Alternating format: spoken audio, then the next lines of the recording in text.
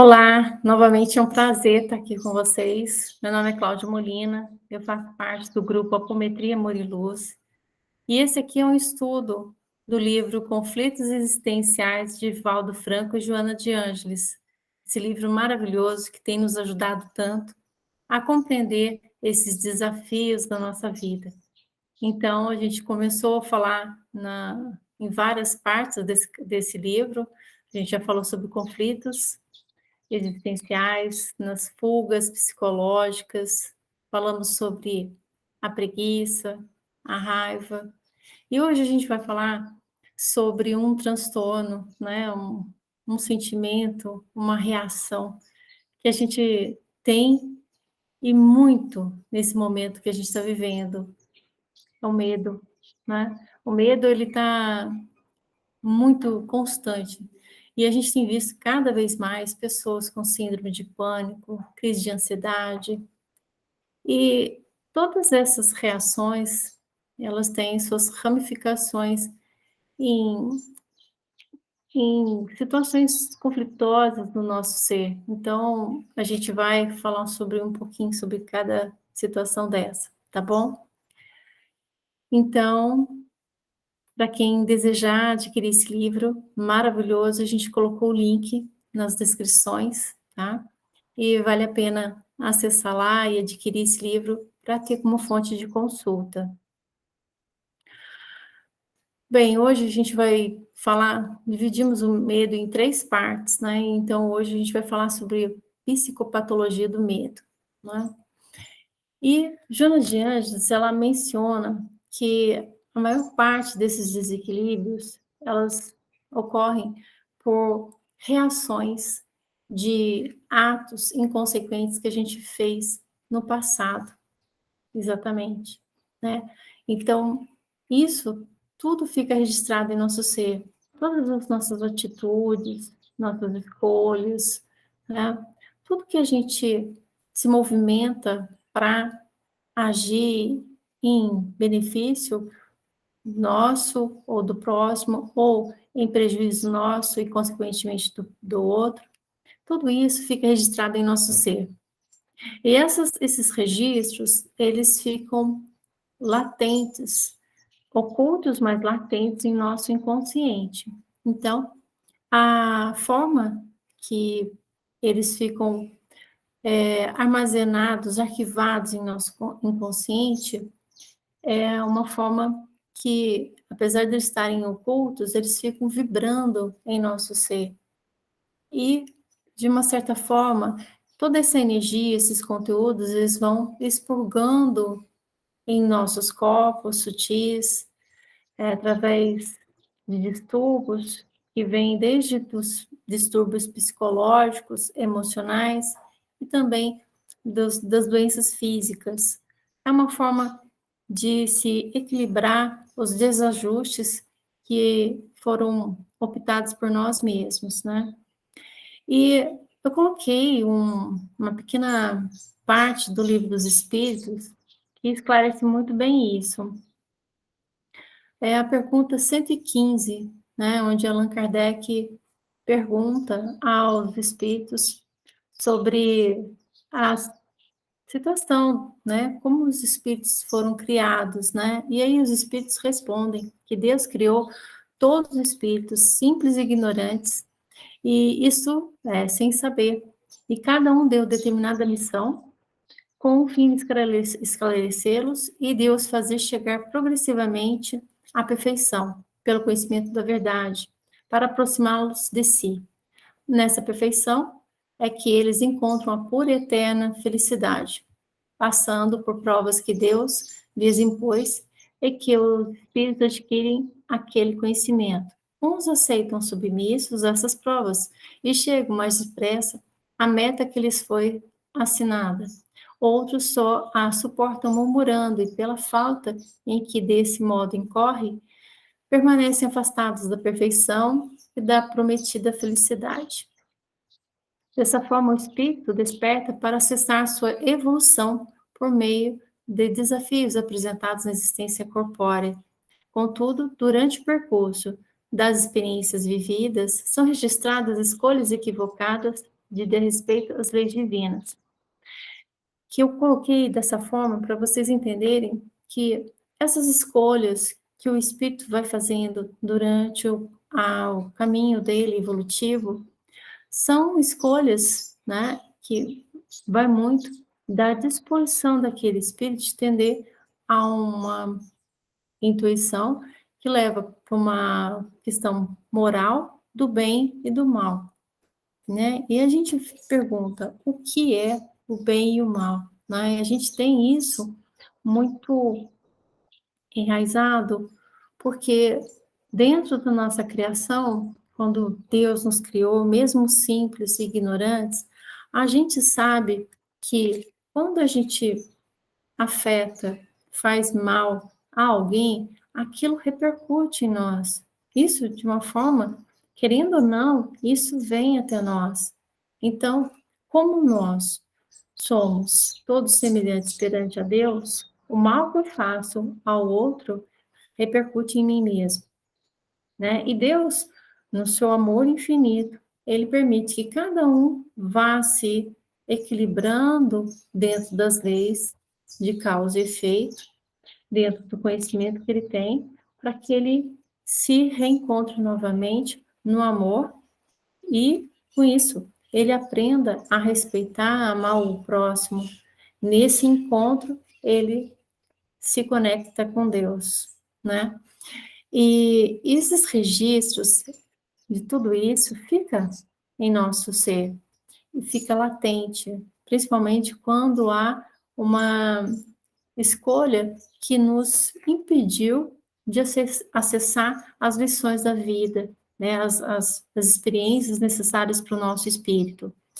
Então, Joana de Anjos esclarece que tem um arquivo, né, lá no nosso self, onde esses registros, né, que são evidenciados e toda descumprimento da lei, né, toda escolha equivocada que causou prejuízo. Isso tem um mecanismo que é acionado, que é o mecanismo da culpa, né? E ela fica acionada de uma forma muito intensa e vai fazer com que todos nós tenhamos algo a nos questionar, né? Algo que nos incomoda. Às vezes, muito disso é inconsciente e a gente não sabe de onde vem isso. Então, a culpa, ela está muito ligada à reação do medo, a esse sentimento. Por quê?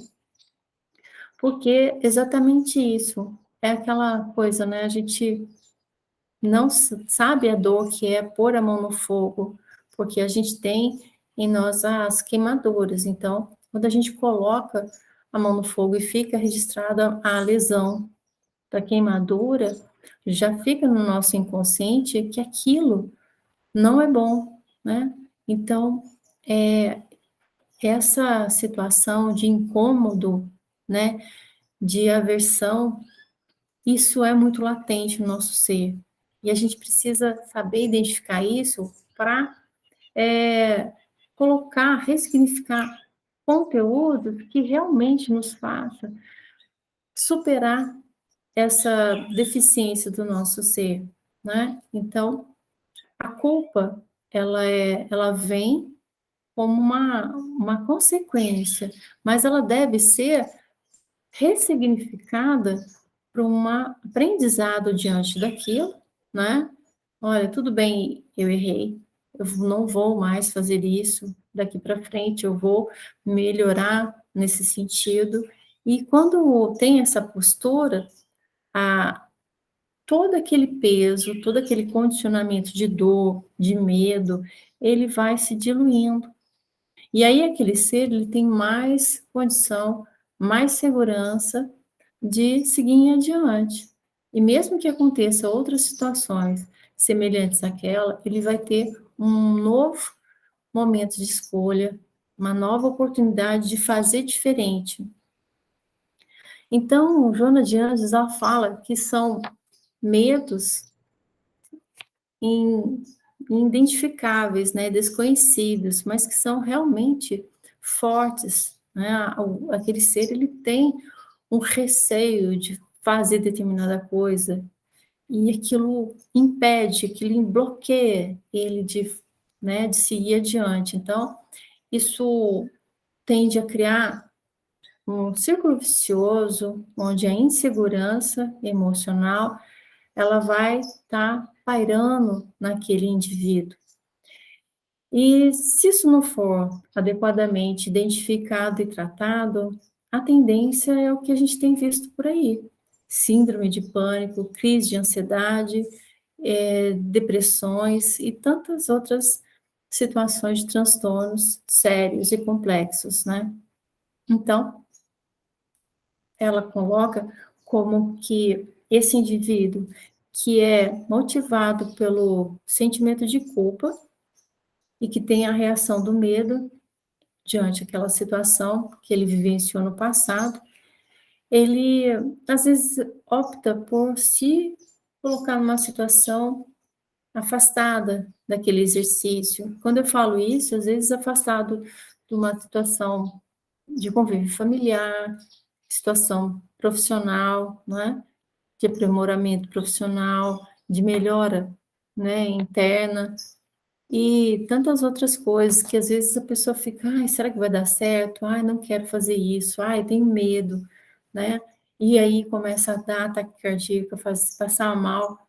Então, tudo isso são situações que vão sendo repetidas em nossa vida, até o momento que a gente olhe de uma forma diferente e ressignifique e modifique a nossa posição e supere isso, né? Não é um exercício fácil, mas a gente, com essas informações, a gente consegue identificar isso e essa segurança, ela vem até nós, né?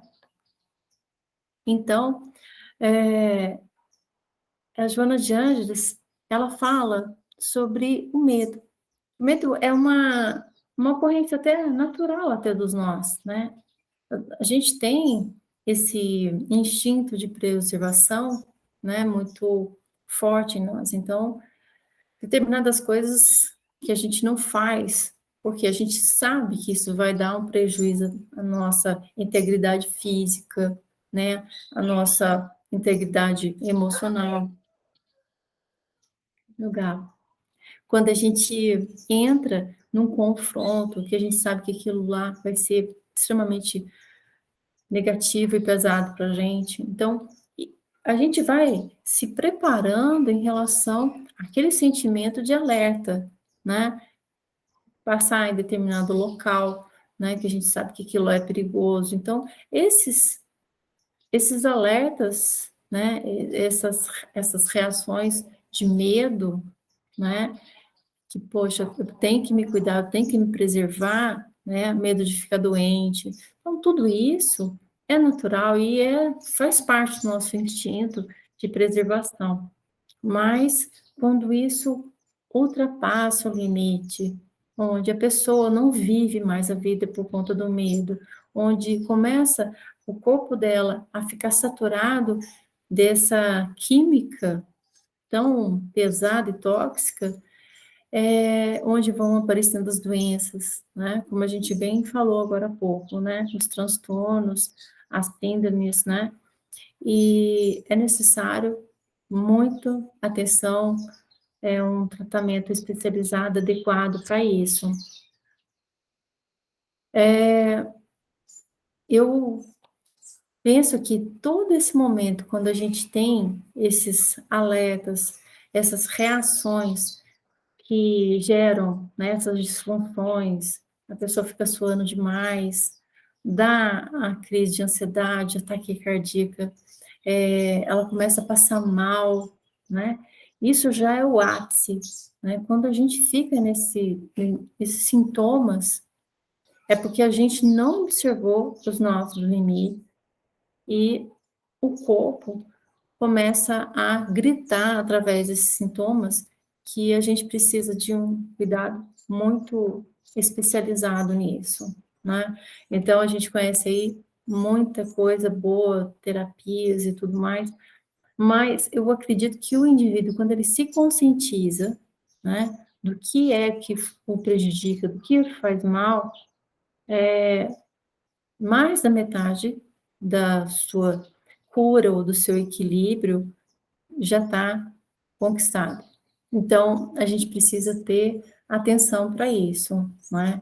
A gente olhar para dentro da gente e enxergar qual foi o limite que a gente não observou e ultrapassou, e aí os prejuízos, né? A gente olhar e tentar reajustar, reequilibrar isso.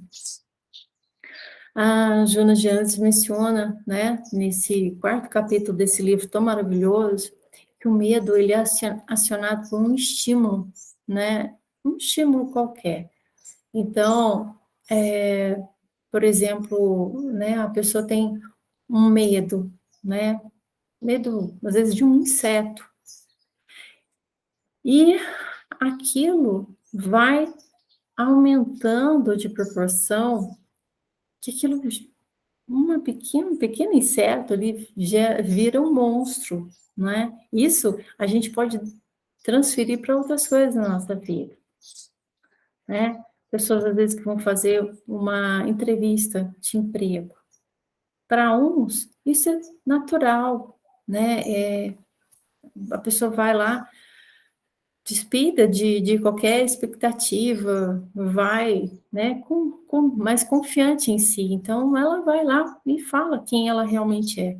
Outros se armam de tanta coisa e criam tantas imagens daquele momento que ela vai estar sendo avaliada que gera um transtorno tão grande que a pessoa às vezes desiste daquela entrevista, porque ela só começa a achar que aquilo não vai dar certo, que vai acontecer um monte de coisa. Isso a gente coloca em outras situações da vida, como, por exemplo, um relacionamento novo que ela está começando, né?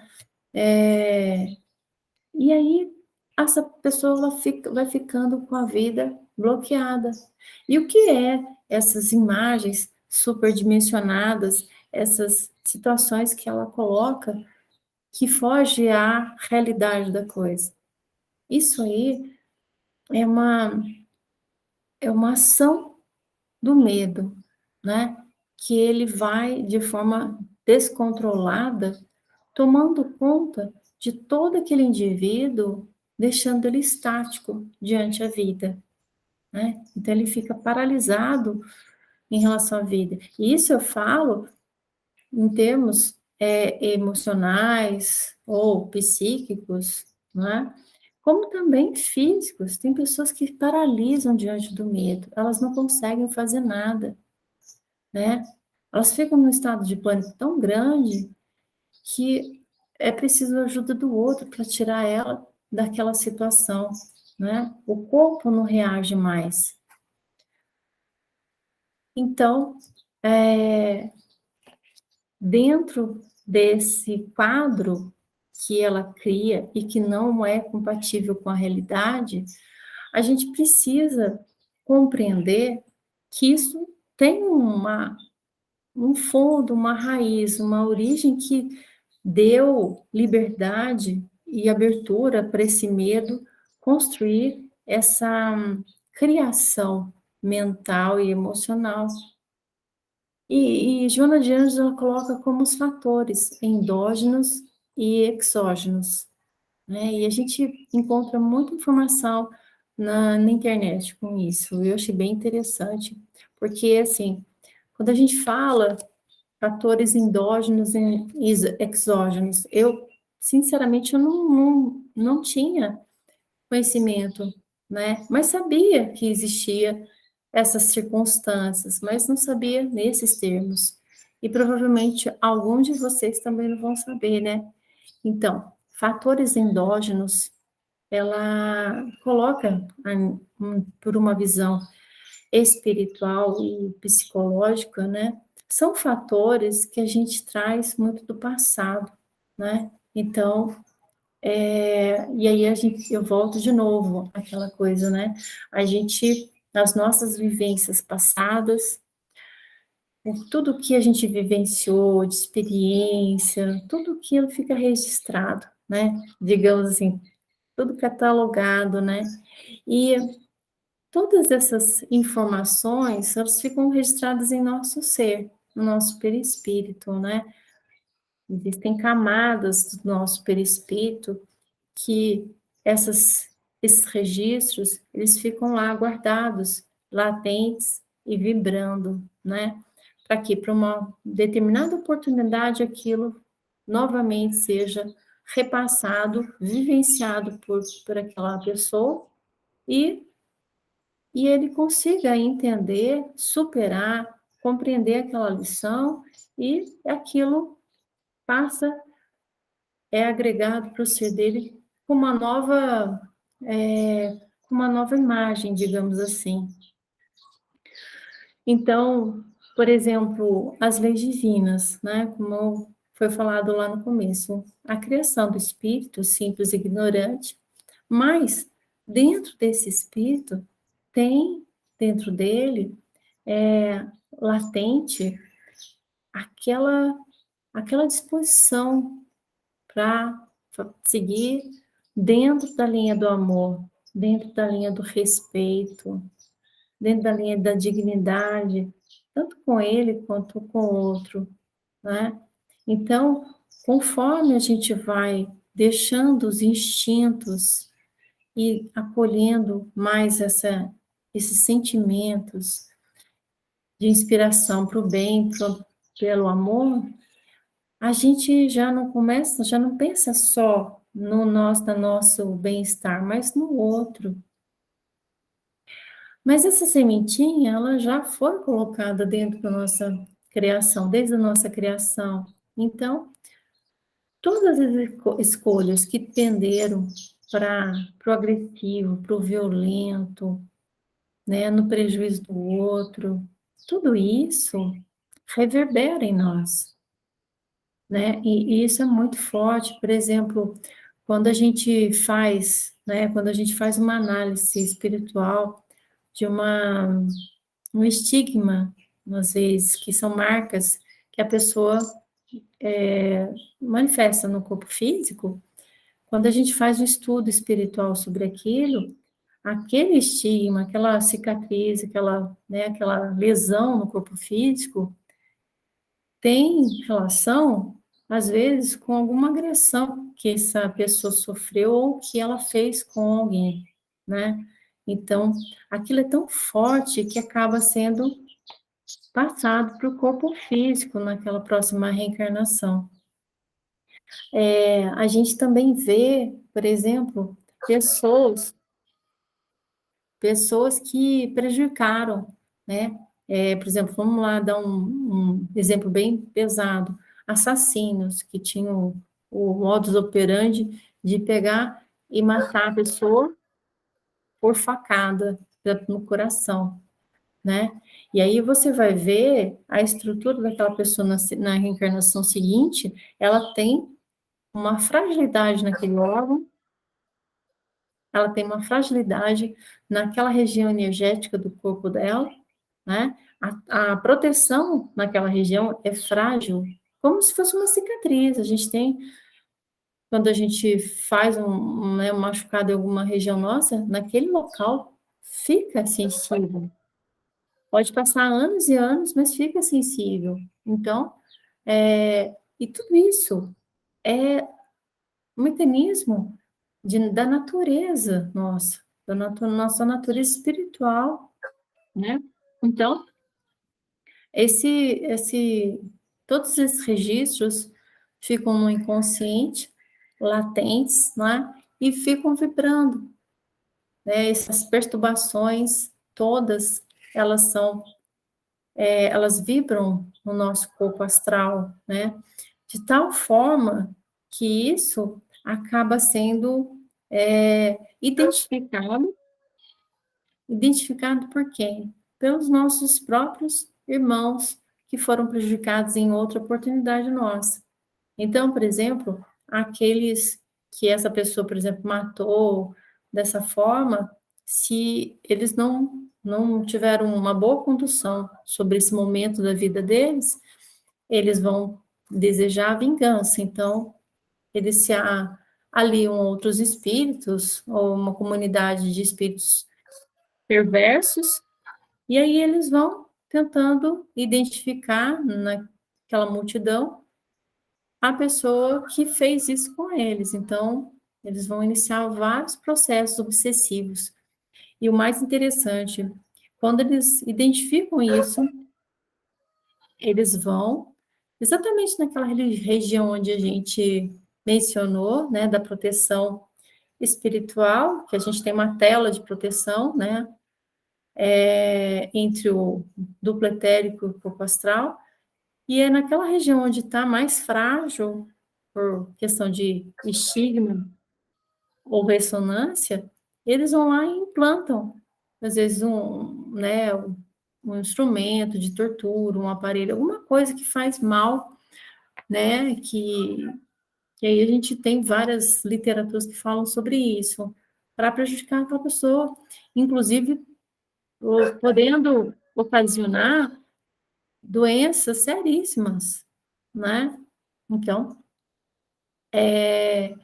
a pessoa, ela tem, ela tem todo esse histórico dela, ela tem essa situação de atrair obsessores para essa situação, né, de, de perseguição, de punir por conta disso, e a culpa e o medo vão estar muito unidos. E esses obsessores, eles vão identificar isso e vão utilizar a culpa e o medo também superdimensionando. Então, essa pessoa, ela vai ficar com transtornos cada vez maiores. Esses obsessores vão intuir para ela que realmente ela precisa tomar cuidado e ela pode morrer a qualquer momento e que ela pode perder, né, o fôlego. E eles vão colocando formas, pensamentos, ideias que vão cada vez mais deixando essa pessoa em uma situação deprimente, até ela, às vezes, até cometer um ato de suicídio, né? Que é o ápice dessa obsessão. Então, a gente precisa estar muito firme nessa posição do medo, né? Medo por quê? De quê? Né? Identificar isso de uma forma racional e madura, né? Então, a gente está comentando aqui sobre os fatores endógenos, né, ligados a uma situação mais a nível de passado, de registros de passado, que vem reverberando na vida atual. Mas também, segundo Joana de Anjos, a gente tem os fatores exógenos, né? E aí a gente entra mais para a realidade da vida atual, onde a gente recebe, desde a nossa infância, informações pelos, pelos responsáveis disso, né? Os nossos educadores. E é muito interessante como isso é importante no sentido, muitos pais, educadores, não têm a devida noção do impacto que tem o que eles passam para os seus filhos ou para as crianças que estão recebendo a orientação deles. Então, a gente vê, por exemplo, mães e pais que passam para as crianças todo aquele desajuste emocional, mental, através do medo, né? Então, mães que têm pânico disso, medo daquilo, aí começa a passar para aquela criança que não tem nada dessa situação, a mesma imagem aterrorizante, né, do mundo, das pessoas, de animais, de insetos. E quando vê, essa criança está completamente apavorada, com medo de tudo, da vida. E a gente vê uma criança, a filha e a mãe idênticos. A gente vê o filho e o pai idênticos. Então, esses transtornos, eles acontecem muito no ambiente familiar. E a gente precisa orientar muito as crianças, porque elas vão construir uma nova vida nesse planeta. Então, a gente precisa fazer com que elas cresçam o mais saudáveis possíveis. E aí, vamos olhar aqui a situação de uma agressão, de uma violência, que é o extremo, né? A gente comentou isso nos nossos encontros passados, falando sobre a raiva, que eu aconselho todo mundo a olhar muito bem esses capítulos que falam sobre isso, né? Nossos encontros. Quando a criança visualiza uma cena de agressão, uma cena de violência, né? Ela vivencia junto com um dos seus familiares essa situação, ela associa aquilo como parte da vida dela e começa a ter um certo comportamento apavorado diante de tudo. Ou ela pode depois vir a repercutir isso, né? Ela que viu a violência, ela que foi subjugada, ela que foi violentada, ela ser um violentador, ela ser também uma situação de abusadora. Então, essa situação, ela pode ser tanto repercutida, perpetuada, né? Ou então ela pode ser manifestada em um outro extremo, né? Então, toda aquela situação que ela vivenciou, ela vai repassar esse modelo, né, para uma outra pessoa mais fraca do que ela. E isso é extremamente triste, né? A gente olha aqui o tanto de cenas e eventos que a gente está tendo, né, em nossa atual vivência nesse planeta, né? O momento da pandemia, o que está sendo a guerra, né? E esse medo, né, que se propaga a todo momento, né? E Joana de Anjos fala que tem realmente esses fatores, né? Ela coloca aqui a situação da guerra, a violência, né, que a gente vê, a violência urbana, a situação extremamente difícil, econômica e social, principalmente de países como o nosso, no Brasil, né, onde os jovens, eles têm que lutarem muito para tentar conseguir, às vezes, um emprego, né, um pai de família que todo dia ele tem medo de ser mandado embora, né, e são muitas situações, catástrofes que aconteceram, né, que a gente viu acontecendo em alguns estados do nosso país devido às chuvas. Quantas e quantas situações que isso tudo fica registrado e essa emoção, esse sentimento, essa energia do medo, ela começa a se avolumar no plano astral, porque é uma coletividade que sente a mesma coisa, sente o pavor, o terror de ver, às vezes, um filho sendo assassinado né, um criminoso, vendo, às vezes, sua casa sendo levada pelas águas, né, a demissão de um pai de família que é responsável pelo sustento, né? Então, todas essas circunstâncias, elas vão ficando muito presentes na vida das pessoas, principalmente hoje em dia, e por isso a gente tem visto tanta gente com transtornos, como síndrome de pânico, crise de ansiedade, depressão. É preciso a informação, é preciso a gente ter, assim, controle, né, desses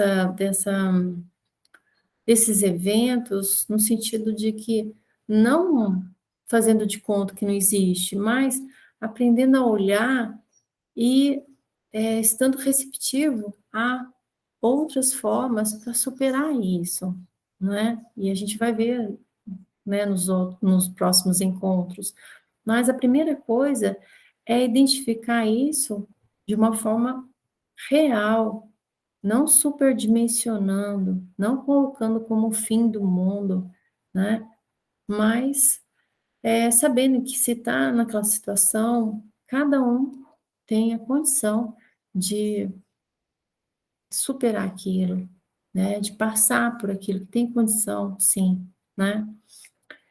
E outra coisa que Joana de Anjos nos alerta, e eu achei muito importante esse alerta dela, foi sobre os noticiários, né? Como a mídia se encontra corrompida, né? E, infelizmente, a gente tem que admitir isso, né? Os noticiários, a maioria deles, eles têm uma disposição, uma volúpia, né, digamos assim, um ânimo de dar informação ruim, negativa, de falar sobre um drama, um trauma, uma catástrofe, e aquilo fica, como está sendo tantas coisas que a gente está vendo, desde a pandemia, essa situação da guerra. Então, tem noticiários que fazem questão de colocar cada vez mais conteúdos aterrorizantes, negativos, que tiram a esperança, né, o ânimo de qualquer criatura. Você assiste a determinados noticiários, você sai com peso, né, extremamente carregado, porque eles vão tirando toda toda a condição nossa de se sentir capaz de passar por aquilo. Então, notícia boa, eles quase não divulgam, porque aquilo não dá dinheiro para eles, né? Aquilo não prende o espectador. E isso acontece, e a gente precisa fazer escolhas para isso, a gente precisa se afastar desse tipo de mídia, desse tipo de noticiário, né, não ficar alheio ao que está acontecendo no mundo, mas sendo maduro e consciente para receber uma informação adequada e trabalhar com ela, né? E a gente não tem visto isso. O que temos visto é um festival de informações desconectas, maldosas, mentirosas, né? E, e é uma expressão muito triste de uma sociedade desumana, né? E a gente precisa dar um basta nisso, né? Bom, e outra coisa que é bom a gente falar aqui é sobre as formas de pensamento, né?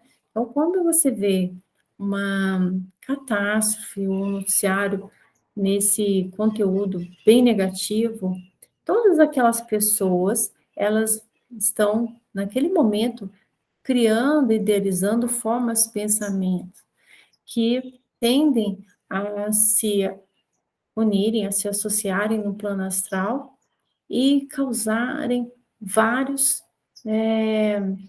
danos, tanto na nossa psicosfera, né? E que isso vai sendo até manifestado no nosso plano físico, né?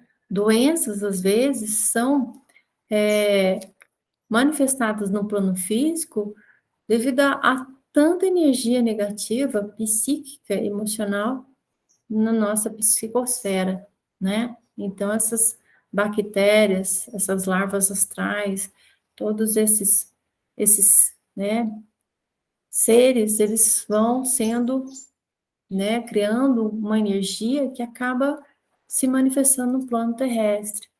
Isso acontece, né? E a gente precisa mudar isso.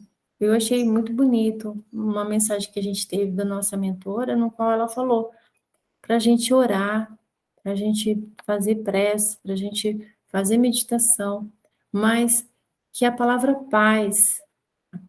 palavra paz, quando toda vez que a gente verbaliza ou pensa nessa palavra paz, ela tem uma força impressionante, que ela diz que é difícil descrever na nossa linguagem, mas ela funciona como né, uma bomba de luz, de amor, de esperança, né? E então aquilo vai e se espalha em todos os cantos, trazendo calma, harmonia, esperança. E isso é muito legal, né? Passar para vocês. Eu fiquei muito encantada quando ela falou isso, né? E ela, ela coloca aqui, né, a importância, né, do nosso amadurecimento psicológico, né, para a gente é, crescer, né, crescer, porque na verdade nós somos crianças, nós estamos aprendendo ainda a trabalhar as emoções, conhecer as emoções, né, assim, saber o significado, né, dos nossos sentimentos. Então, a gente está ainda amadurecendo. Então, ela disse para a gente precisar amadurecer psicologicamente nisso, né? E então, essas ocorrências que eu acabei de comentar com vocês, às vezes as dificuldades na vida, esses fatos que a gente fica com receio, às vezes acontece exatamente por uma necessidade da gente crescer, da gente amadurecer, né? E aí tem sempre aquela pergunta, né? Poxa, por que que isso acontece toda hora comigo? Por que que, né?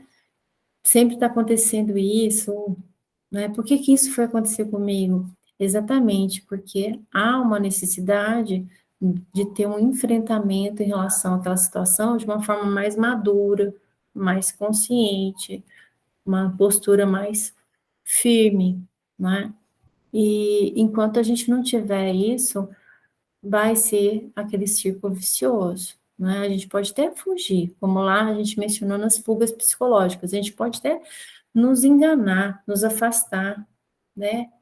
Agredir porque aquilo nos ameaça, mas isso não vai solucionar, isso vai só atrasar nosso progresso, né? E até agregar outros fatores que vão dificultar mais ainda. Então, quanto mais rápido a gente vê uma situação, identificar as nossas fragilidades e procurar sanar isso e superar esses desafios, mais rápido a gente vai tendo a oportunidade de acessar níveis, né, de satisfação maior do nosso ser, do nosso espírito, né, essa plenitude, essa paz.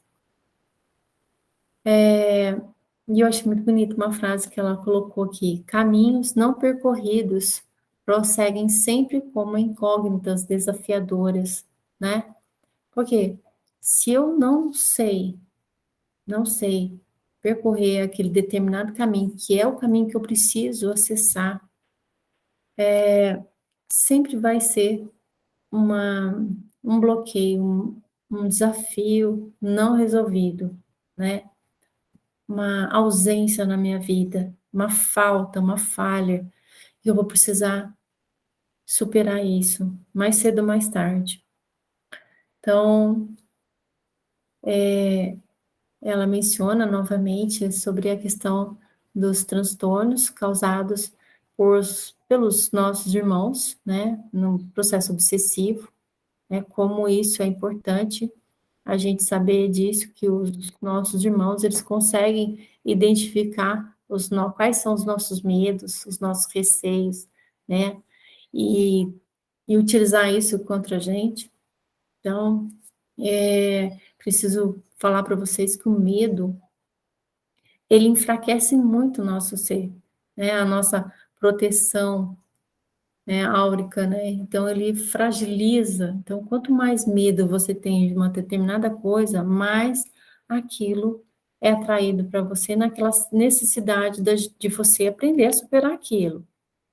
E em outro momento, quanto mais medo, mais os nossos irmãos, né, que nos perseguem devido às falhas do passado, vão utilizar aquilo para nos bloquear, nos sabotar, nos prejudicar. Então, é necessário esse olhar amadurecido, esse crescimento em relação àquela situação, de uma forma real, não superdimensionada, mas real, como é na realidade mesmo, espiritual. Porque nós somos espíritos encarnados, né? Estamos encarnados agora, mas o nosso espírito, ele é uma potência e ele tem muito mais capacidade da gente ultrapassar esses desafios todos. E é isso, pessoal. Espero que vocês tenham gostado. Qualquer dúvida, por favor, entre em contato com a gente, né? Apometria Amor e Luz. Nós temos um site, né? Também está na descrição. Então é só acionar lá e entrar nos nossos grupos. Vai ser um prazer receber vocês, conversar direto e a gente aprender junto, né? Porque nós todos estamos aqui para um ajudar o outro. Então é nosso propósito, através desses estudos, através das terapias, né? E agradeço muito essa oportunidade. E, por favor, se foi bom para vocês, divulguem esse vídeo, entrem lá no playlist, vejam outros encontros que a gente teve e adquiram o livro, tá bom? Gratidão, namastê e até a próxima.